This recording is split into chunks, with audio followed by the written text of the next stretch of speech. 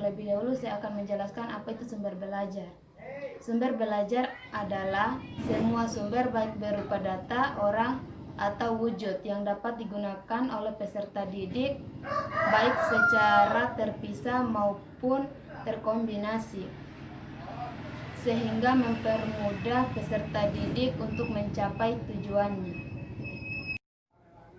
Association of Education Communication mendefinisikan bahwa sumber belajar sebagai semua sumber baik berupa data, orang, atau benda yang dapat digunakan untuk memberi kemudahan bagi siswa. Sumber belajar dapat dirumuskan sebagai segala sesuatu yang dapat memberikan kemudahan bagi siswa dalam memperoleh sejumlah informasi, pengetahuan, keterampilan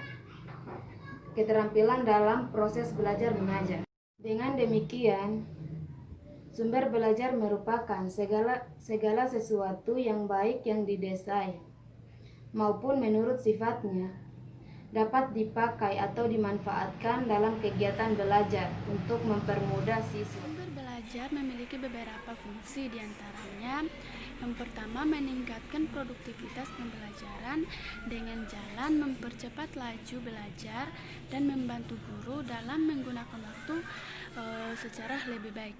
Yang kedua, memberikan kemungkinan pembelajaran yang sifatnya lebih individual dengan cara mengurangi kontrol guru yang ganggu dan memberikan kesempatan lagi bagi siswa untuk mengembangkan sesuai dengan kemampuannya.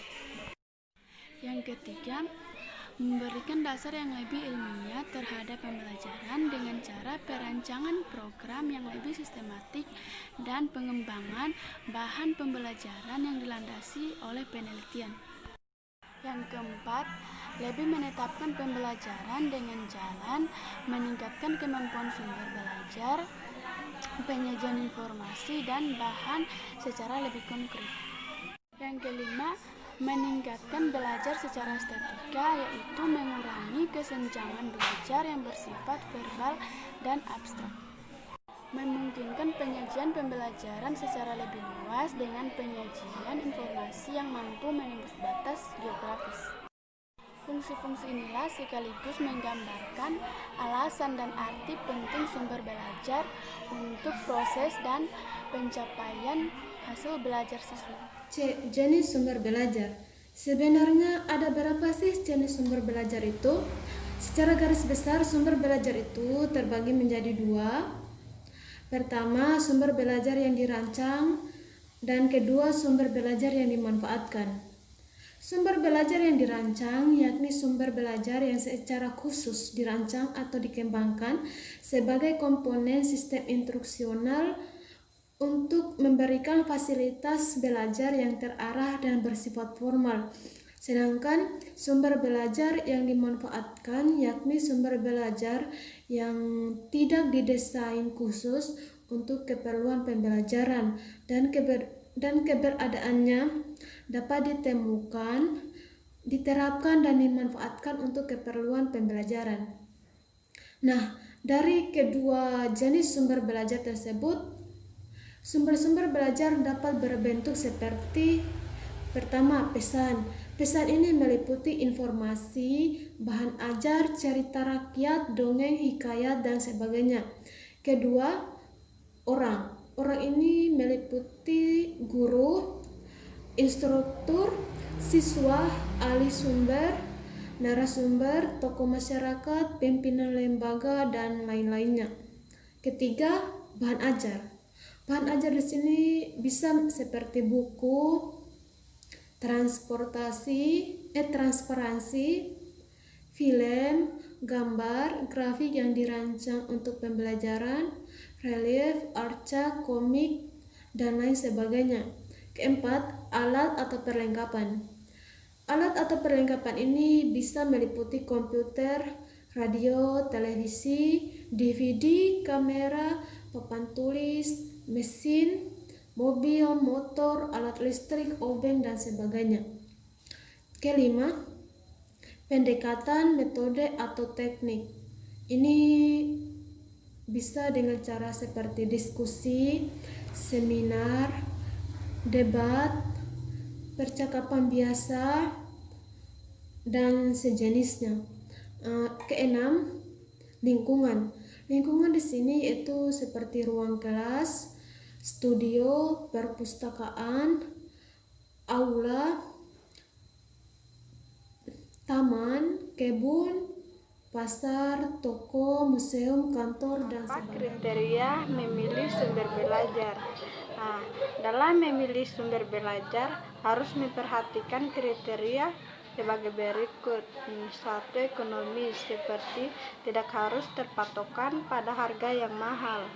Dua, praktis, tidak memerlukan pengelolaan yang rumit, sulit, dan langka. Tiga, mudah, dasar dan tersedia di sekitar lingkungan kita. Empat, fleksibel, dapat dimanfaatkan untuk berbagai tujuan instruksional dan sesuai dengan tujuan mendukung proses dan pencapaian tujuan belajar dan membangkitkan motivasi minat belajar siswa. Bagaimana memanfaatkan lingkungan sebagai sumber belajar siswa? Pertama-tama saya akan menjelaskan apa itu lingkungan. Lingkungan adalah suatu sumber belajar yang sangat penting dan memiliki nilai-nilai yang sangat berharga dalam proses pembelajaran siswa. Selain itu juga dapat memperkaya bahan dan kegiatan siswa dalam pembelajarannya. Ada dua jenis lingkungan yang dapat dilakukan dalam proses pembelajaran, yaitu lingkungan sosial dan lingkungan alam. Lingkungan sosial dapat digunakan untuk memperdalam ilmu-ilmu sosial dan kemanusiaan, sedangkan lingkungan alam dapat digunakan untuk mempelajari tentang gejala-gejala alam dan dapat menumbuhkan kesadaran peserta didik akan cinta alam dan partisipasi dalam memelihara dan melestarikan alam. Banyak cara yang dapat ditempuh untuk memanfaatkan lingkungan, yaitu melakukan kegiatan dan membawa peserta didik ke lingkungan seperti survei, karya wisata, berkemah, praktik lapangan, dan banyak lagi yang dapat dilakukan dalam proses pembelajaran tersebut.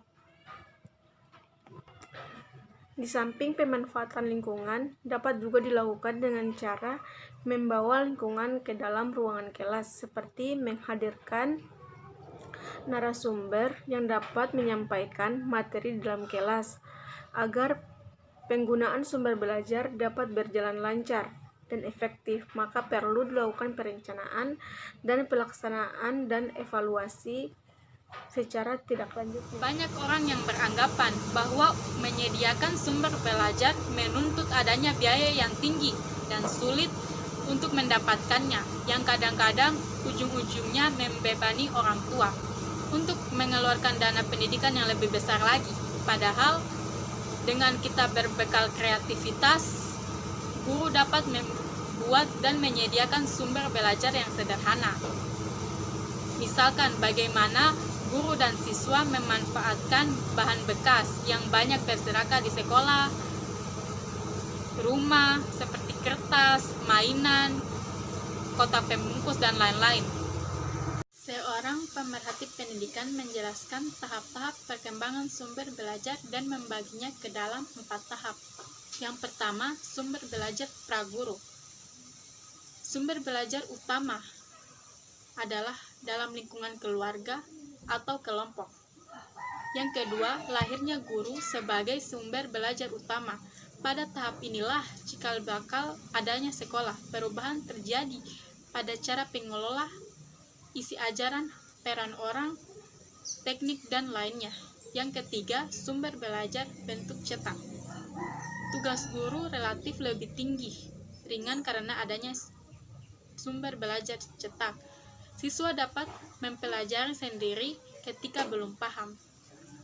Yang keempat, sumber belajar produk teknologi komunikasi.